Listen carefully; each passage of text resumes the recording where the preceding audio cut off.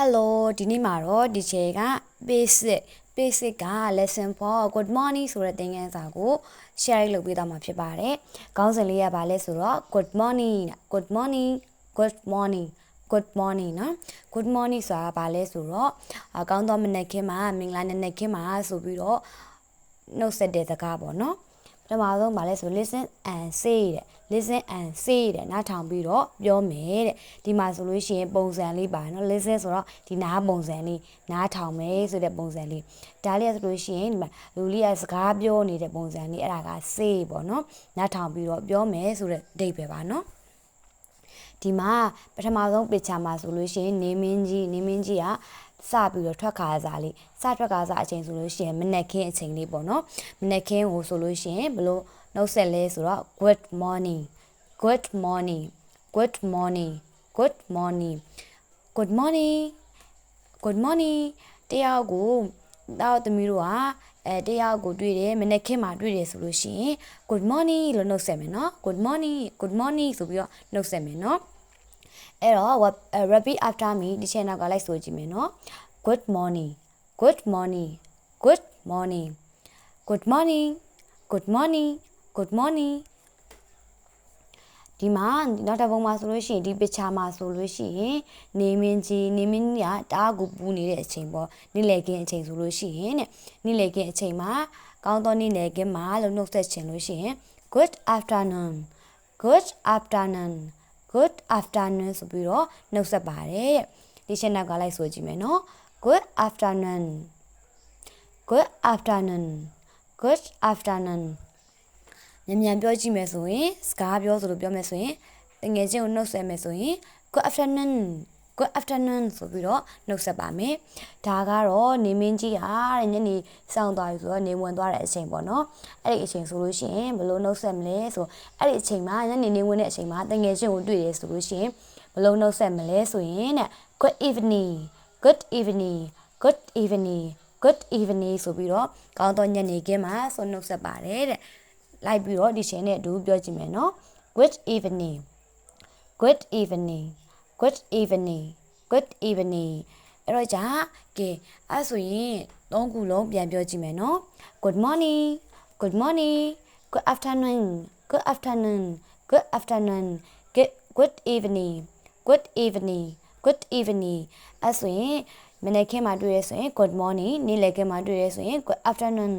ညနေခင်းမှာတွေ့ရဆိုရင် good evening ဆိုပြီးတော့စပြီးတော့နှုတ်ဆက်တဲ့သဘောပေါ့နော်ကောင်းသောမနေ့ခင်းမှာကောင်းသောနေ့လည်ခင်းမှာကောင်းသောညနေခင်းမှာဆိုပြီးတော့တငယ်ချင်းနဲ့စတွေ့တဲ့အချိန်နှုတ်ဆက်တာကိုဒီလိုမျိုးသုံးပါတယ်တငယ်ချင်းနဲ့စတွေ့လိုမျိုးတွေနှုတ်ဆက်ပြီးပြီကဲတငယ်ချင်းနဲ့တွေ့ပြီးတော့ပြန်တော့မယ်ဆိုပြီးတော့ခွဲခွာချိန်နှုတ်ဆက်မယ်ဆိုလို့ရှိရင်ဘယ်လိုနှုတ်ဆက်လဲဆိုပြီးတော့မြန်မာလိုဆိုတော့တက်တာပေါ့နော်အဲ့လိုမဟုတ်ဘဲねဒီမှာဆိုလို့အင်္ဂလိပ်လိုဆိုလို့ရှိရင်တော့ goodbye ဆိုပြီးနှုတ်ဆက်တယ်ဘယ်လိုနှုတ်ဆက်လုံးပြန်ပြောကြည့်မယ်နော် goodbye goodbye goodbye goodbye လိုက်ပြီးတော့ repeat after me ဒီ channel ကလိုက်ဆိုကြည့်မယ် goodbye goodbye goodbye မြန်ပြောမယ်ဆိုရင်စကားပြောလို့ဆိုလို့ရှိရင် goodbye goodbye ဆိုပြီးတော့နှုတ်ဆက်မယ်နော်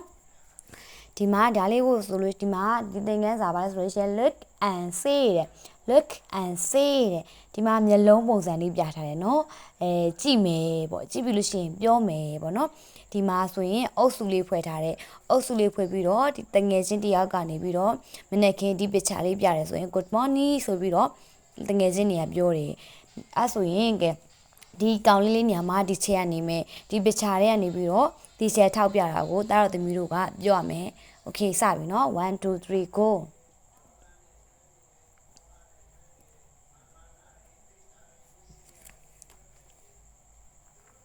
okay good job ကဲပြီးဆိုလို့ရှိရင် practice တဲ့ဒီမှာဆိုလို့ရှိရင် practice တဲ့လေ့ကျင့်မယ်เนาะဒီသင်ခန်းစာမှာဆို practice လေ့ကျင့်မယ်